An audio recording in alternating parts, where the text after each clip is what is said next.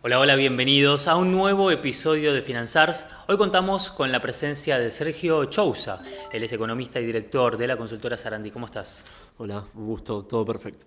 Me alegro que hayas venido para brindarnos tu conocimiento, aclararnos un poco el panorama respecto de varias cuestiones y vamos a empezar por una que le importa mucho a los argentinos y es el dólar. Veníamos viendo un dólar a la baja y en los últimos días esa tendencia cambió. No sé si significativamente, ya nos vas a contar vos, pero cambió. ¿Por qué? Bueno, a ver, el esquema cambiario de la administración de Milei viene siendo bastante pragmático en términos de mantener la intervención, una intervención muy fuerte en todos los mercados, no solamente en el oficial, porque yo creo que tiene la valoración el gobierno de que es un ancla muy importante, es el ancla por excelencia en materia de precios. Acoplada al ancla fiscal, hace su trabajo a la hora de acomodar las expectativas, de dar un sendero de previsibilidad. En ese sentido, el sostenimiento del cepo durante todo el primer año, las intervenciones directas e indirectas vía blend, bueno, le dieron un exceso de oferta a los mercados financieros que después terminan arbitrando al blue, con lo cual todas las cotizaciones que antes eran libres y ya no lo son, tuvieron esa convergencia nominal a la baja. Yo creo que ahí hubo cierta sobrereacción en los últimos meses, donde en algún momento tenían la posibilidad, una ventana de oportunidad como para de a poco ir sacándole esa oferta excedente a ese mercado y hacer un puente hacia la normalización plena del mercado de cambios. ¿Por qué? Porque bueno, vos llegaste durante fines de octubre, inicios de noviembre, a tener brecha cero directamente con el dólar oficial, prácticamente cero.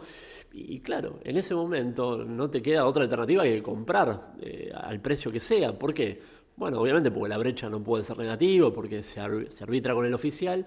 Y claro, ya con un carry que es mucho más bajo, que ya la ganancia del carry a priori ya contra una inflación del 2%, un poquito más, no queda tan tentadora. Era obvio que las cotizaciones del dólar no podían ser más bajas en términos reales.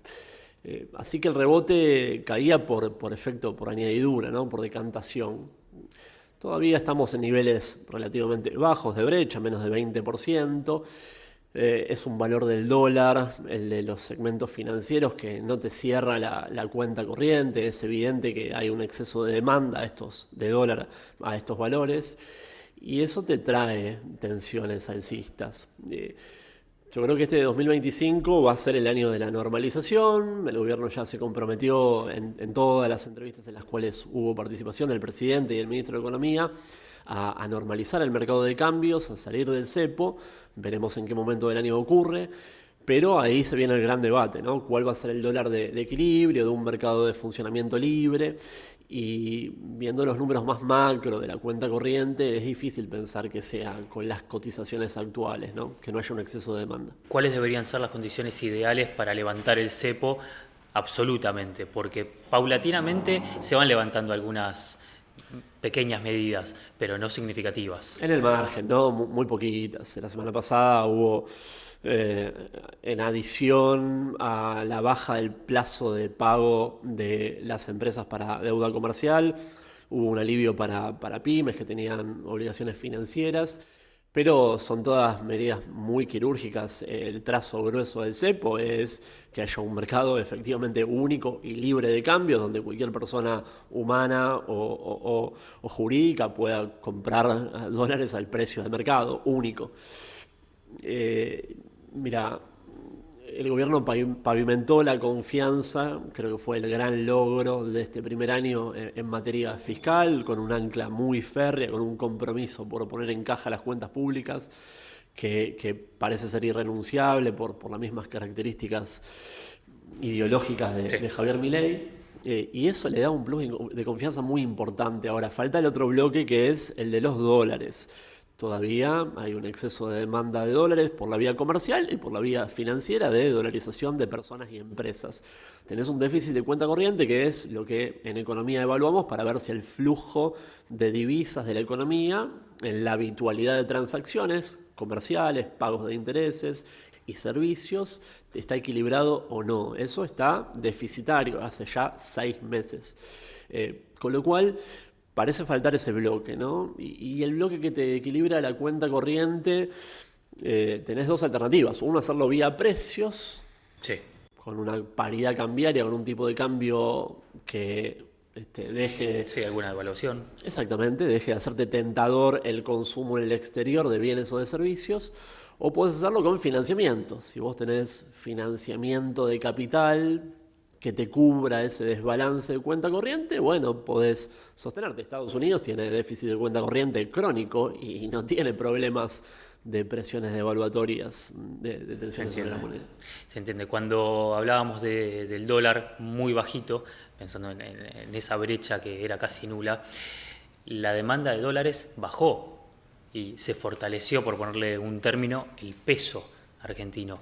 ¿Cómo ves esa relación? Es que es difícil cuando tenés cepo hacer una afirmación así, porque lo que te reflejan los mercados, hasta los más libres, no son fuerzas naturales de oferta y de demanda. Yo te podría decir, la demanda por dolarización siempre estuvo. Yo trabajo en el mercado y veo todo el tiempo la pantalla con las posiciones de compra y de venta en el mercado de bonos. Y vos siempre veías una demanda por dolarización. Claro, era alimentada en exceso por dos mecanismos. Uno, el indirecto, el del dólar blend o dólar exportador, que le incorpora un 20% de las exportaciones a ese mercado financiero. O sea, alimenta esa boca, ese canal de dolarización con un 20% de las expos. Las expos este año van a estar en la zona de los 80.000 millones de dólares. 20% de eso son 16.000 millones de dólares. 16.000 millones de dólares es mucho. Sí. Es realmente mucho. Son alrededor de 1.500 millones de dólares por mes. Sí, es casi una campaña promedio. Es el superávit comercial de este Sí. año. O sea, podrías duplicar tu superávit comercial si no tuvieras el blend. Y después, desde julio, porque recordemos, en junio, julio, el MEP había llegado a superar los 1.450 pesos. Sí. Bueno, desde julio el Ejecutivo se guardó la capacidad discrecional de intervenir de manera directa también.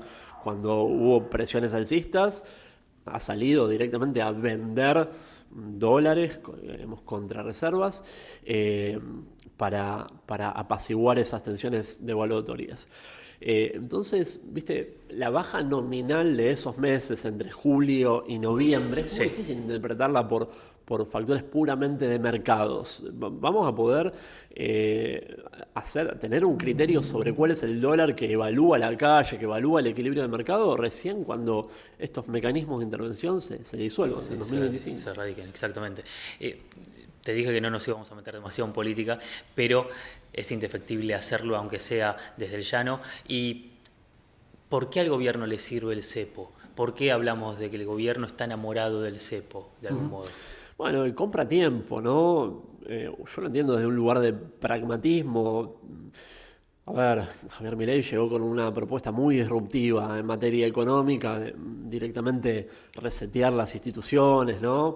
Hacer cambios que bueno, implicaban transformaciones institucionales muy profundas y finalmente terminó implementando un ajuste tradicional, bastante ortodoxo en materia monetaria y fiscal, pero con condimentos heterodoxos en el plano cambiario.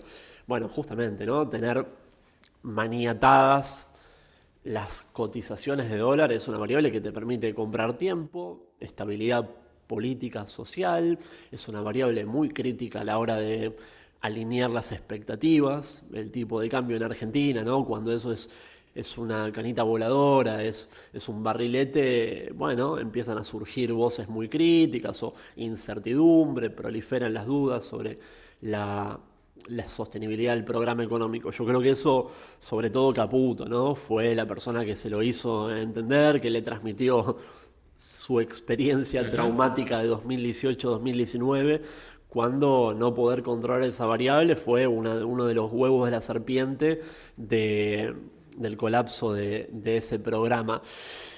Ahora bien, bueno, vos podés, vía cepos, intervenciones, un control muy estricto por un tiempo, tener un precio que sea barato en exceso, que te genere una Argentina cara en dólares, un subsidio a la dolarización también. Por un tiempo lo podés hacer, por unos meses, por un año. La pregunta es, ¿vos podés estar como marco permanente de política macro con este esquema hiperencepado y con un tipo de cambio que ya se empieza a generar un consenso de que está apreciadísimo? Claro. Yo creo que en el mediano o largo plazo eso no es sostenible. Bueno, de hecho hace pocos días Caputo repitió que más pronto que tarde se va a levantar el cepo, en algún momento de 2025. La pregunta es esa, ¿no? ¿En qué momento y también a qué precio? Sí. Bueno, el timing para este año es clave, ¿no? Yo creo que ya ahí llegamos al punto límite, porque también hay un aspecto de credibilidad en juego, que es que si vos ya tantas veces te comprometiste a que este próximo 2025 es el de la salida del cepo, tenés que hacerlo, ya no te queda otra alternativa que no hacerlo. Hay un umbral que es el de las elecciones, me parece que ahí todos están apostando de, bueno, va a ser antes, va a ser después.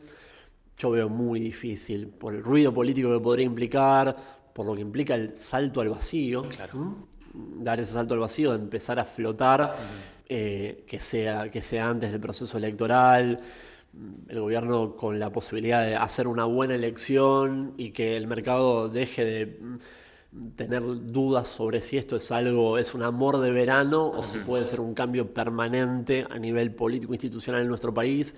Con el mercado apuesta mucho en esta elección, Javier Milei. Perdón, pero políticamente también sería cumplir otra promesa más. El de poder liberar el cepo este año. Exactamente. Sí, claro. Pero bueno, dijeron por ahora, Sí. de forma indeterminada, 2025 puede ser, ¿no?, el último día y estaría cumpliendo. Yo dudo mucho que vaya a ser antes de las elecciones. Javier Milei, siempre que es preguntado al respecto, dice que él no mira a la hora de determinar su política económica a una conveniencia electoral. Pero de nuevo, ¿no?, por el desalineamiento que puede implicar sobre las expectativas, el ruido que puede generar, la flotación, tenés que estar muy convencido. Y además, bueno, han puesto como prerequisito la consolidación del stock de reservas. Sí. Acoplar la base monetaria en el formato estándar a la base monetaria ampliada, y todavía esas condiciones más de orden macrofinanciera todavía están lejos de cumplirse. Estamos a la expectativa de cómo se puede resolver la negociación con el Fondo Monetario por dólares frescos, con lo cual falta hacer delivery de algunas cuestiones más macro. Hablaste de reservas, cómo está el Banco Central de Reservas y cómo afronta los próximos vencimientos. Bueno, hay diferentes cálculos sobre el nivel de reservas netas negativas. Hay un consenso en la zona de 5.000 millones de dólares. En esta semana, Outlier, una consultora, hizo un cálculo más pesimista en el orden de 10.000 millones de dólares si no se tienen en cuenta las tenencias del Tesoro dentro del Banco Central. Con lo cual, digo, este 2024 hubo una acumulación, hubo compra de dólares por 17.000 millones de dólares, pero eso no necesariamente terminó redundando en la consolidación de reservas netas, porque hubo pagos de deuda y todavía sin acceso a los mercados. Obviamente ese pago de deuda, esos servicios los haces contra reservas. Yo veo de forma muy crítica, ese me parece que es el punto más flojo, así como decíamos que la pata fuerte es la de los pesos, la del superávit fiscal, la de la posición de reservas de la economía y el sector externo más amplio es el punto más flojo de este gobierno. Con reservas netas negativas, lo que decimos es que cada pago de deuda se hace con los encajes de los depósitos privados, ¿no? Esto hay que clarificarlo porque muchas veces no se dice. El pago de enero, con reservas netas negativas, sin acceso al mercado, vos lo haces con la liquidez que hay en plaza y esa liquidez toma parte de los depósitos. Obviamente eso en un tiempo, por un periodo lo puedes hacer, no pasa nada, no va a haber una corrida donde todos los depositantes vayan a pedir sus dólares, el dinero es fungible, pero no puede ser algo permanente. En algún momento tenés que normalizar y tenés que tener una acumulación más sólida de reservas. De nuevo, volvemos a la referencia circular con esta paridad cambiaria que no te equilibra la cuenta corriente, o sea que te sigue implicando un flujo negativo de dólares en lo cotidiano, en el mes a mes. Sos muy dependiente del ingreso de capitales, del financiamiento, que con cepo no suele ser muy abundante. Sí, tuvieron un logro en el one shot del blanqueo, ¿no? Que dotó de 16.000 millones de dólares de liquidez, que justamente es la liquidez que están usando ahora. Hace pocos días Milei habló de 32.000 millones del blanqueo.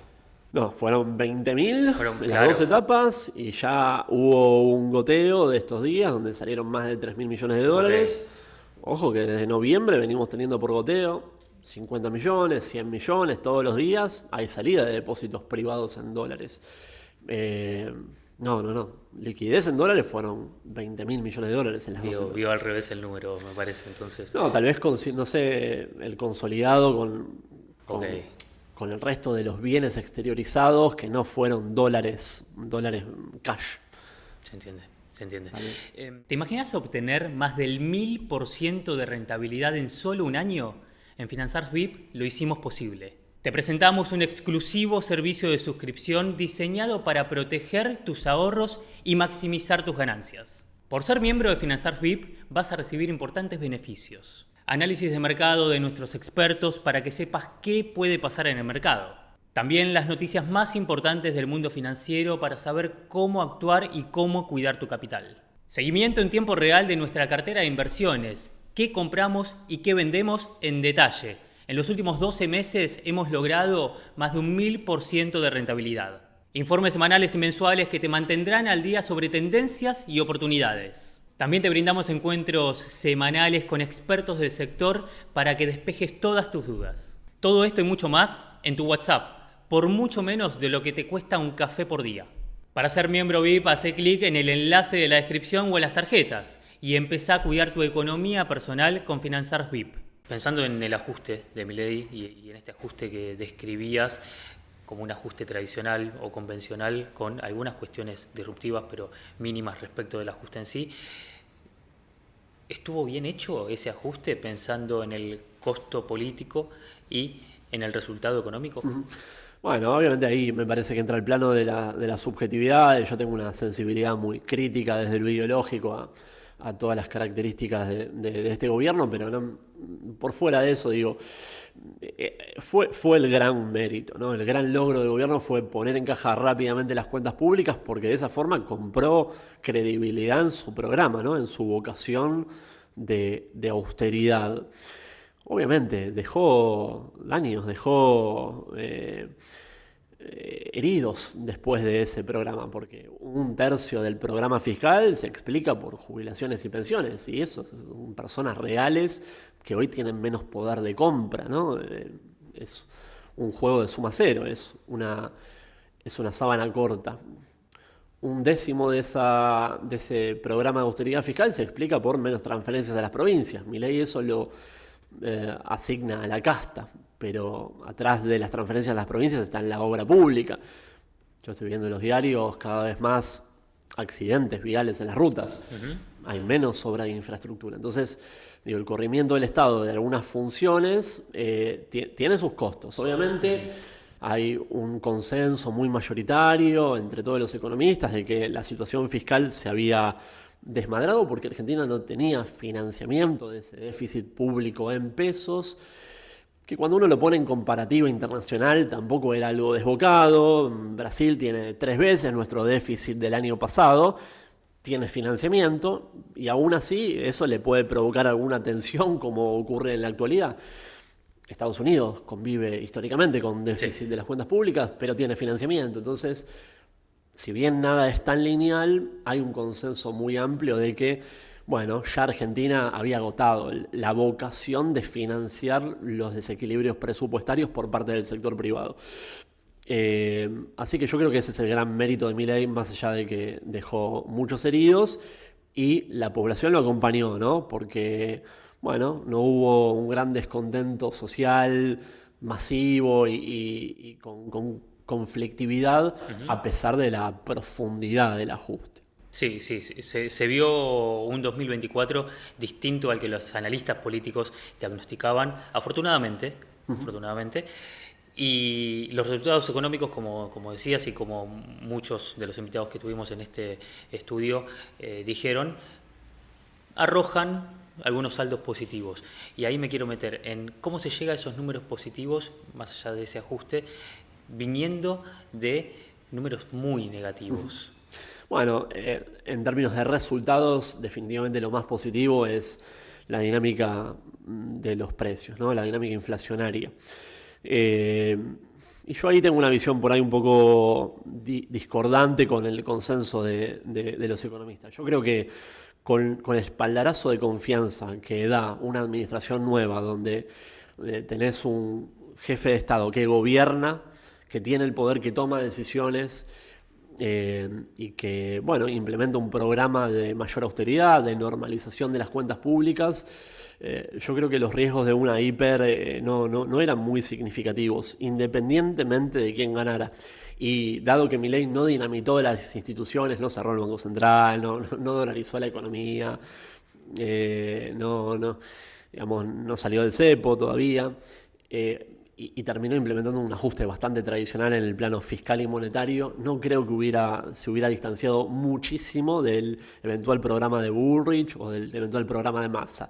Tal vez las velocidades hubieran sido otras, la profundidad en un primer año hubiera sido más paulatino, pero el rumbo, el sentido del programa macro yo creo que hubiera sido bastante similar. Con lo cual no veía riesgo de hiper tras el cambio de gobierno y poniendo nuevamente en orden en la política, ¿no? Saliendo del esquicio que fue la etapa final del gobierno previo. Bueno, hay que reconocerle entonces que trajo resultados en materia antiinflacionaria. Empezó una dinámica descendente sostenida. A diferencia de otros programas de estabilización, fue más paulatino. El plan austral bajó la inflación de forma más rápida, después terminó naufragando por falta de vocación fiscal, entre otras cosas, pero la inflación bajó más rápido. El programa de la convertibilidad también la inflación bajó más rápido. Este fue sostenido, pero sin pausa y sin prisa. Estamos cerrando el año en la zona del 2 con algo por ciento. Sí. Que no es poco en los parámetros internacionales, pero definitivamente sí en los parámetros argentinos de los últimos 3 años. Hay que volver a 2020 para encontrar estos números. Y ahora vienen los desafíos, ¿no? Ahora viene el gobierno de Milei de forma plena. ¿Cómo crecemos? ¿Cómo nos desarrollamos? Dentro de esos desafíos está la llegada de inversiones extranjeras y también la apuesta de los privados nacionales. Hablabas de las rutas, ¿por qué los privados no brindan ese voto de confianza apostando por la obra pública, por ejemplo? ¿Por qué no llegan inversiones extranjeras como se esperaba que llegaran para esta época del año? Bueno, cuando uno repasa las cuentas externas vinculadas a inversiones reales en los contextos de nuestro país con cepos tan estrictos, esa cuenta se ha minimizado siempre, ¿no? La IED de la economía real en momentos de cepo post-2012 hasta 2015 y post-2019 hasta la actualidad se ha reducido a su mínima expresión. Más allá de vos podés dar trajes a medida, el RIGI intenta un poco eso, incipientemente, algunos proyectos se van presentando, ahora fue aprobado el primero, pero puede ser algo un poco quirúrgico en el margen, no vas a tener una economía performing, con normalidad, como cualquier otro país de la región, mientras vos tengas restricciones cambiarias tan estrictas. Yo digo, esperemos que falte poco para que eso se termine de normalizar. Si este año se termina siendo el momento de salida de las restricciones, posiblemente ahí sí veamos un incentivo primero en los sectores extractivos con potencial exportador, hidrocarburos, gas, petróleo y, ¿por qué no, agro? Minería lo mismo. Y después, si la economía sostiene esta estabilidad financiera y cambiaria, el sector servicios puede volverse tentador para que empresas multinacionales produzcan acá. Yo pienso un país estabilizado de forma definitiva, ahí sí, naturalmente tendrías una paridad cambiaria, una cotización del dólar baja por definición. Seríamos naturalmente un país caro, pero no de forma espuria, perniciosa, no de forma antinatural, sino como fruto de justamente la normalización macro. Bueno, en ese marco, servicios, invertir en servicios, traer marcas a la Argentina, abrir locales y venderle al poder de compra más sólido de los argentinos se vuelve más tentador. Para eso me parece que falta todavía. Ahora vamos a hablar de la confianza del mercado en Javier Milei y en sus políticas económicas, pero antes les quiero hablar a ustedes, les quiero contar que por menos de lo que vale una pizza por mes podés contar con recomendaciones de un asesor financiero matriculado, y esto lo vas a conseguir en los links que están en la descripción o en las tarjetas. Esto será a través de Finanzar Click. Como siempre, vamos a seguir ahora sí, Sergio, con Merval. ADR, CDRs, bueno, nos vamos a meter en bonos también, vamos a entender algunas cuestiones y empecemos por esa confianza que el mercado depositó en Javier Milei. ¿En qué se sustenta? Bueno, venimos con 2 años y medio ya de furor, el primer año y medio por expectativas, el mercado pagando, bueno, un eventual cambio de gobierno, una administración más pro mercado y efectivamente este 2024 ya pagando la noticia, porque aún así, ya teniendo la noticia y la efectivización de las medidas pro mercado, el potencial de nuestro país era muy amplio y lo sigue siendo, dada la depresión de precios de los activos argentinos durante muchos años de precios absurdos. Cuando uno recuerda YPF valiendo menos de $3, dice, claro, bueno, una compañía con tanto potencial exportador. Cuando uno piensa en los bonos argentinos valiendo menos de 20 centavos, similares a países en situaciones de guerra civil, dice, pero bueno, vos podés tener un montón de desequilibrios y distorsiones, pero al fin y al cabo la gente sale a la calle y va a trabajar y no hay una guerra. Sincerar que esos precios estaban totalmente desnaturalizados, le dio un recorrido inicial muy importante al mercado y me parece que ahora desde 2025 en adelante empieza la parte en la cual hay que hacer un trabajo más quirúrgico, más de sintonía fina y empezar a buscar valor. Es muy difícil que ya hayan resultados financieros tan exorbitantes pagando lo que sea, porque todo va a subir, porque te lleva la ola del mercado. Ya va a empezar a ser más importante mirar balances, ver perspectivas de negocios en los diferentes sectores, ver también la dinámica sectorial en base a los potenciales vinculados al sector externo, al sector de exportación de nuestro país, hacer un trabajo más de sintonía fina, ¿no? Aún así sigo siendo optimista en Argentina. Me parece que si nuestro país crece de forma sostenida en los próximos años, tanto las empresas vinculadas al sector exportador como las del mercado interno tienen recorrido alcista todavía. Y Argentina en materia de renta fija todavía está desacoplada de la región, ya no tanto como los parámetros de 2024, pero cuando uno ve los bonos largos, por ejemplo, tranquilamente podrían tener una convergencia a tasas de retorno en la zona del 8%, 7%, y eso implica un upside potencial de 20% en 2025, que pueden ser en ese buen escenario niveles de rentabilidad no menores para los parámetros mundiales. Así que tengo un optimismo más moderado que el de 2024, pero optimismo al fin. Hablabas de esas acciones que por ahí están cerca de su techo, de su tope, pensando en este 2024. ¿Qué pasa con las financieras? ¿Qué pasa con las energéticas? Esencialmente con esos dos sectores que fueron los que más crecieron y los que más rentabilidad tuvieron para los inversionistas. Yo sigo mirando con más simpatía el sector energético porque sigue desvinculado del ciclo económico argentino, ¿no? Principalmente mira mercados de exportación, saldos exportables, y en un mundo además donde todavía las tensiones geopolíticas no aflojan. Hace muy poco Putin advirtió nuevamente por el precio del gas en Europa, lo que puede llegar a pasar ahora en esta etapa invernal, y todavía en Oriente Medio siguen habiendo tensiones, lo cual afecta el precio del crudo.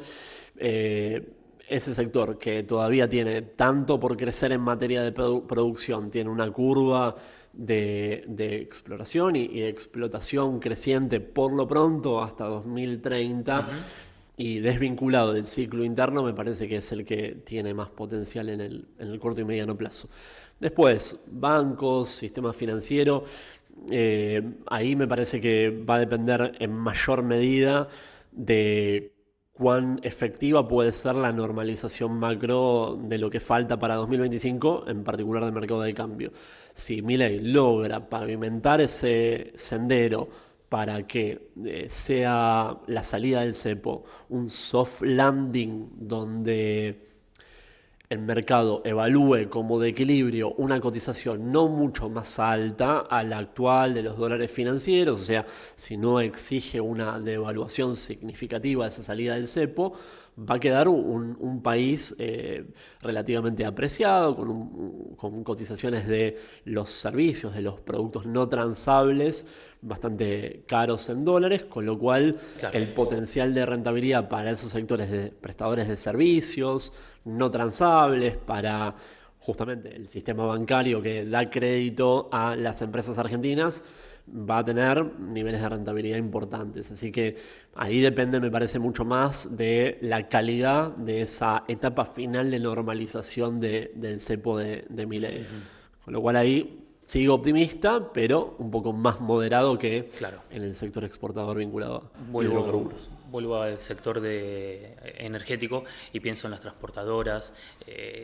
¿Cómo ves a esas empresas? Bueno, todavía quedan en algunos casos anuncios que en el margen se siguen dando de privatizaciones, por ejemplo, de participaciones puntuales del sector público, donde de a poco se va a ir desprendiendo. Por ejemplo, ocurrió el caso hace algunos días de Transener y eso le dio un envión muy positivo al papel. Y por fuera de eso, a ver, todavía hay mucho potencial en materia de infraestructura. Ahí sí, con un contexto de normalización del sector externo y de salida suave del cepo, podés tener más incentivo a las inversiones del sector privado que desarrollen esa infraestructura faltante para potenciar al sector de gas, minero y energético en general. Así que sí, creo que hay un buen potencial en todos los proveedores y en todo el sector vinculado a hidrocarburos. Sergio, para ir cerrando, me gustaría que nos metamos en los bonos. Hablabas de bonos en centavos de dólar hace un tiempo y hoy cerca del techo. Bueno, me parece que falta un poco de recorrido para mínimamente acoplarnos a países de la región como Colombia, el siguiente paso Ecuador, Brasil, que ahora empieza a tener un cimbronazo, todavía tiene niveles de TIR, de rendimientos mucho más bajos a los de nuestro país. Garantizado ya el pago del cupón de enero, posiblemente ya dentro de poco julio, todo con dólares propios, sin tener que incurrir en el mercado y posiblemente con un espaldarazo en el corto plazo también del Fondo Monetario de dólares frescos. Yo creo que el potencial de la deuda argentina para seguir comprimiendo TIR sigue estando ya de nuevo a otra velocidad. No es lo mismo el impacto en precios cuando vos pasás de rendimientos llegamos a tener este año más del 40% de TIR. Cuando comprimís eso, obviamente el efecto sobre precios es altísimo. Cuando pasás del 11% al 7%, ya el impacto en precios es menor. Pero en los más largos me parece que hay un poco más de valor, en los 35, los 38. Y sigo optimista sobre la deuda argentina, dada la vocación de cumplir, de afianzar el compromiso en no reestructurar, en no generar ningún tipo de ruido, en garantizar en primer lugar el superávit necesario en materia fiscal como para cumplir con esos pagos. Me parece que en el corto y mediano plazo no hay riesgos. Después, de nuevo, siempre la misma aclaración. Argentina tiene que generar dólares, acumular reservas, porque el resguardo último de que vos puedas cumplir con esos pagos sin hacer un uso crónico de los encajes de los depósitos privados es consolidar tu posición de reservas. 2025 y 2026 tienen que ser los años como para dar ese salto de calidad, pero no veo grandes riesgos sobre los precios de los bonos a corto plazo. Te hago la última. ¿Esperabas comenzar 2025 con el riesgo país en estos valores? No, me parece que el impacto positivo en las expectativas y en la confianza fue un poco mayor al que esperaba, sobre todo la aceleración que se dio en el proceso en septiembre y octubre. Me parece que ahí el efecto de la liquidez del blanqueo dio un envión, fue un push muy importante. Porque bueno, esa liquidez buscó alternativas de inversión. Primero fueron los activos más seguros, las ONs argentinas, que también comprimieron rendimientos de forma superlativa. Bueno, después fueron por YPF, y terminaron también en los bonos argentinos y en las LECAPs, eh, por añadidura, por decantación. Ese envión de septiembre y octubre nos llevó de rendimientos en la zona del 21, en los bonos cortos, a los actuales en la zona del 11%. Fue un push muy importante. El mérito, el logro del blanqueo no se puede subestimar. Fue muy importante y bueno, bienvenido sea que nuestro país, en su posición de renta fija, de a poco vaya acoplándose a países comparables. Lo que pasó en 2022 y 2023 fue totalmente desquiciado. No era, no sinceraba los potenciales de nuestro país en el mediano y largo plazo por fuera del ruido político de esos años y del desastre macro que se había generado. Clarísimo, Sergio, te esperamos cuando quieras por acá. Un gusto, muchas gracias por la Muchas invitación. gracias y gracias a ustedes por acompañarnos otra vez.